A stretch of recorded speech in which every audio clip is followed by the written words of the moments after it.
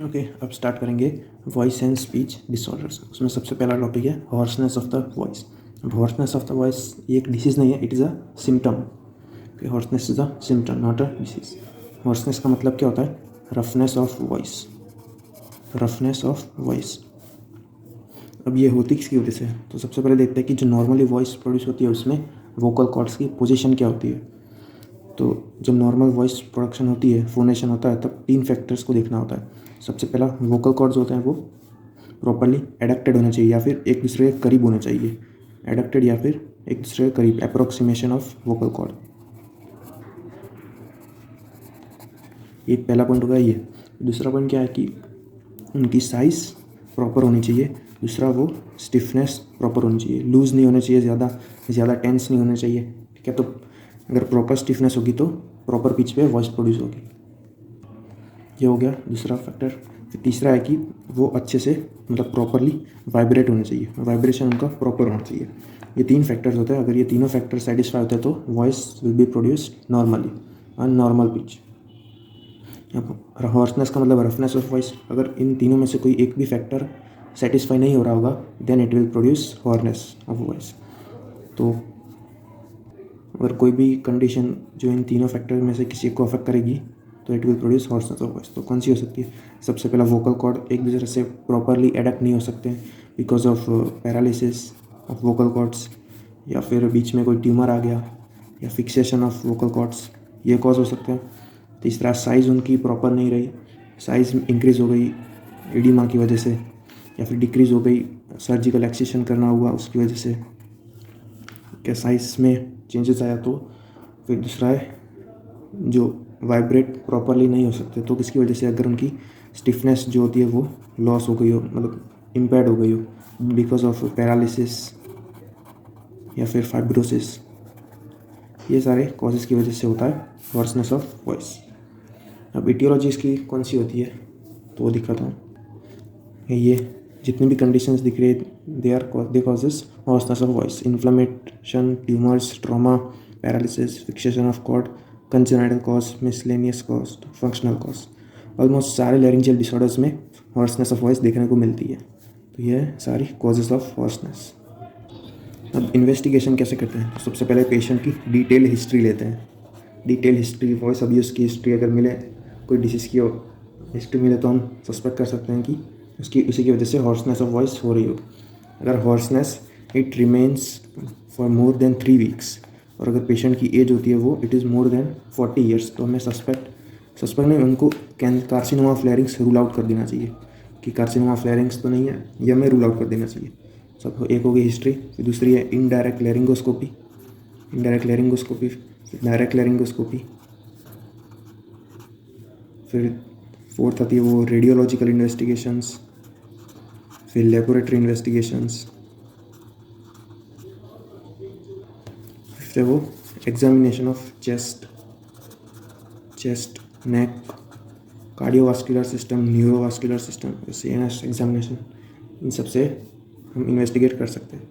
और last investigation वो है ब्रोंकोस्कोपी। ये हो गई investigations of hoarseness of voice. Second disorder हुआ है डिस्फोनिया प्लाइका वेंट्रिकुलरिस। इसके नाम में ही है वेंट्रिकुलरिस, मतलब जो वेंट्रिकुलर फोल्ड होता है, या फिर वेस्टिबुलर फोल्ड, या फिर फॉल्स वोकल कॉर्ड। ये तीनों का मतलब एक ही है, वेंट्रिकुलर फोल्ड, वेस्टिबुलर फोल्ड, या फिर फॉल्स वोकल कॉर्ड। उसकी मदद से अगर वॉइस प्रोडक्शन होता है then it is known as dysphonia plica ventricularis. अब फॉल्स वोकल कॉर्ड की मदद से वॉइस प्रोडक्शन होगा तो वो जो वॉइस होगी वो किस टाइप की होगी? रफ वॉइस होगी, लो पिच होगी, हॉर्सनेस होगा वॉइस में, अनप्लीजेंट वॉइस। ये सारी इस टाइप की वॉइस देखने को मिलेगी डिस्फोनिया प्लाइका वेंट्रिकुलरिस। अब इसका कॉज क्या हो सकता है? एक हो सकता है ऑर्गेनिक कॉज हो सकता है, या फिर दूसरा फंक्शनल कॉज। सबसे पहले ऑर्गेनिक कॉज में क्या होता है? यहाँ पे ट्रू वोकल कॉर्ड्स की डिसीज़ हुई होती है, ट्रू वोकल कॉर्ड में प्रॉब्लम होता है, लाइक ट्रू वोकल कॉर्ड की पैरालिसिस होती है, वहाँ पे इडिमा हुआ होता है, उसका सर्जिकल एक्सिशन हुआ होता है, कोई ट्यूमर हुआ होता है। ये सारे कॉजेज़ की वजह से फॉल्स वोकल कॉर्ड की जो फंक्शन होता है वो इंक्रीज हो जाता है, कंपेंसेट करता है for the loss of true vocal cord, और उसकी वजह से फॉल्स वोकल कॉर्ड की वजह से वॉइस प्रोड्यूस होती है। सेकंड कॉज है वो फंक्शनल कॉज। फंक्शनल कॉज में क्या होता है कि patient true vocal cord use ही नहीं कर रहा होता है, स्टार्टिंग से ही ट्रू वोकल कॉर्ड यूज़ करना सीखा ही नहीं होता उसने, वो पहले से ही फॉल्स वोकल कॉर्ड की मदद से ही वॉइस प्रोड्यूस कर रहा होता है। दूसरा ये कॉज होता है। इसका डायग्नोसिस कैसे होगा, तो ऑन इनडायरेक्ट लैरिंगोस्कोपी हम देखेंगे तो हमें क्या दिखेगा, फॉल्स वोकल कॉर्ड वो एडक्टेड कंप्लीटली या फिर पार्शियली, दोनों एक दूसरे के ज़्यादा नज़दीक आए हुए होते हैं, और उसकी वजह से जो ट्रू वोकल कॉर्ड हमें दिखते हैं नॉर्मली ऑन लैरिंगोस्कोपी वो हमें नहीं दिख रहे होते हैं, क्योंकि फॉल्स वोकल कॉर्ड उनका व्यू ब्लॉक कर रहे होते हैं ट्रू वोकल कॉर्ड के। ये होगी इसकी डायग्नोसिस। अब ट्रीटमेंट क्या होगी, ट्रीटमेंट सबसे पहले हम अगर कोई ऑर्गेनिक कॉज हुआ लाइक पैरालिसिस, एडिमा, ट्यूमर, तो उसको हमें रिमूव करना होता है, ट्रीट द कॉज। फिर दूसरा है अगर फंक्शनल कॉज हुआ तो हमें क्या देना है पेशेंट को, साइकोथेरापी या वॉइस थेरापी। इसमें हम पेशेंट को ट्रू वोकल कॉर्ड यूज़ करना प्रॉपरली सिखाना पड़ता है, जैसे साइकोथेरापी या वॉइस थेरापी। ये था डिस्फोनिया प्लाइका वेंट्रिकुलरिस में। याद रखना कि voice is produced because of false vocal cord due to which voice is rough, low pitched and hoarseness of the voice. Third disorder है वो फंक्शनल एफोनिया या फिर हिस्टेरिकल एफोनिया। अब ये जो फंक्शनल एफोनिया होता है इसमें वॉइस कैसी होगी, तो वॉइस वो विस्परी वॉइस होगी, ऐसा लग रहा हो जैसे पेशेंट विस्पर करके बात कर रहा है, फंक्शनल एफोनिया, इस तरीके की वॉइस होगी, which is known as functional aphonia या फिर हिस्टेरिकल एफोनिया। नाम में इसमें फंक्शनल, इसका मतलब कोई कॉज इसका ऑर्गेनिक कॉज नहीं होगा, इसमें वही जो न्यूरोलॉजिकल कॉज होगा, पेशेंट वो ट्रू वोकल कॉर्ड यूज़ नहीं कर रहा होगा, वही कॉज होगा। इसकी वजह से जो ट्रू वोकल कॉर्ड एडेक्ट होनी चाहिए वो एडेक्ट नहीं हो रही होगी ओनली ड्यूरिंग वॉइस प्रोडक्शन। तो ऐसा तो वोकल कॉर्ड पाल्सी में भी नहीं हो रहा था कि जिसमें वोकल कॉर्ड एक जगह पे स्टिफ हो गई होगी या मूवमेंट नहीं हो रही थी, एडक्शन नहीं हो रहा था वोकल कॉर्ड का। तो वोकल कॉर्ड पाल्सी और फंक्शनल एफोनिया को डिफ्रेंशिएट कैसे करते हैं, वोकल कॉर्ड पाल्सी और फंक्शनल एफोनिया उनको डिफ्रेंशिएट कैसे करते हैं, तो दोनों में विस्परिंग साउंड तो प्रेजेंट होगा, विस्परिंग साउंड दोनों में प्रेजेंट होगा, या एफोनिया दोनों में प्रेजेंट होगा। दूसरा हम पेशेंट को बोलेंगे कि कफ करने को बोलेंगे हम पेशेंट को।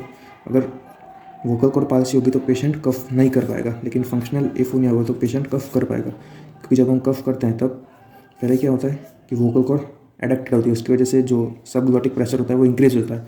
जैसे ये एबडक्ट होती है तो वैसे ही जो स्प्यूटम होता है वो बाहर निकलता है लैरिंक्स से, और हम उसको एक्सपेल करते हैं आउट ऑफ द बॉडी। लेकिन वोकल कॉर्ड पाल्सी में ये उसकी कोई भी मूवमेंट हो ही नहीं पाएगी, इसकी वजह से पेशेंट कफ भी नहीं कर पाएगा। तो कफ से मेन डिफ्रेंशिएट करते हैं कि पेशेंट को वोकल कॉर्ड पाल्सी या फिर फंक्शनल एफोनिया है। इसकी ट्रीटमेंट क्या होगी, अगेन साइकोलॉजिकल कॉज है तो उसकी वजह से पेशेंट को साइकोथेरापी। ये था फंक्शनल एफोनिया। मेन बात ये है कि वोकल कॉर्ड मूवमेंट तो कर सकते हैं, लेकिन वॉइस जब ड्यूरिंग फोनेशन स्पीच प्रोड्यूस करने के प्रोसेस में ही जो वोकल कॉर्ड मूवमेंट नहीं कर पाते ड्यूरिंग स्पीच प्रोडक्शन में, वैसे ही कफ में या वैसे मूवमेंट उसकी पॉसिबल होती है। ये था फंक्शनल एफोनिया या हिस्टेरिकल एफोनिया। फोर्थ डिसऑर्डर है वो प्यूबरोफोनिया, इसका दूसरा नाम है म्यूटेशनल फाल्सेटो वॉइस। अब जब बच्चा छोटा होता है, मतलब इन्फेंट नहीं कहें, जब स्मॉल एज होती है, जो बच्चे होते हैं उनमें उनकी जो पिच होती है, वॉइस होती है, वो हाई पिच होती है। किसकी वजह से, क्योंकि वोकल कॉर्ड ज़्यादा टेंस होते हैं, उनका लैरिंजियल डायमीटर भी स्मॉल होता है। इसकी वजह से जो पिच होती है, नॉर्मल वॉइस होती है of children, it is high pitch voice. लेकिन प्यूबर्टी के बाद क्या होता है, जो वोकल कॉर्ड की लेंथ होती है वो इंक्रीज़ हो जाती है, उसकी वजह से वोकल कॉर्ड की टेंशन कम हो जाती है, वो ज़्यादा रिलैक्स हो जाते हैं। उसकी वजह से पिच होती है वो लो पिच होती है। तो मैं बात कर रहा हूँ मेल चाइल्ड की, कि मेल में ऐसा होता है, हाई पिच होती है जब एज स्मॉल होती है तब, और उसके बाद वोकल कॉर्ड की लेंथनिंग होती है और उसकी वजह से रिलैक्सेशन ऑफ वोकल कॉर्ड होता है which produces low pitch voice. लेकिन अगर कोई केसेस में अगर ऐसा नहीं हुआ, वोकल कॉर्ड की लेंथनिंग नहीं हुई, तो उसमें प्यूबर्टी के बाद भी हाई पिच वॉइस रहेगी विच इज़ नोन एज प्यूबरोफोनिया। तो प्यूबर्टी की एज क्रॉस करने के बाद भी, एडल्ट होने के बाद भी उसकी पिच होगी वो हाई पिच होगी, और वो वॉइस को बोलेंगे प्यूबरोफोनिया। अब इसका हम डायग्नोसिस कैसे करते हैं? तो जो थायराइड प्रोमिनेंस होता है, ये यहाँ पे हमारा थायराइड कार्टिलेज होता है। इसको अगर हम प्रेस करेंगे तो वोकल कॉर्ड रिलैक्स होगी, जो लैरिंजियल डायमीटर है वो कम होगा, उसकी वजह से वोकल कॉर्ड रिलैक्स होगी।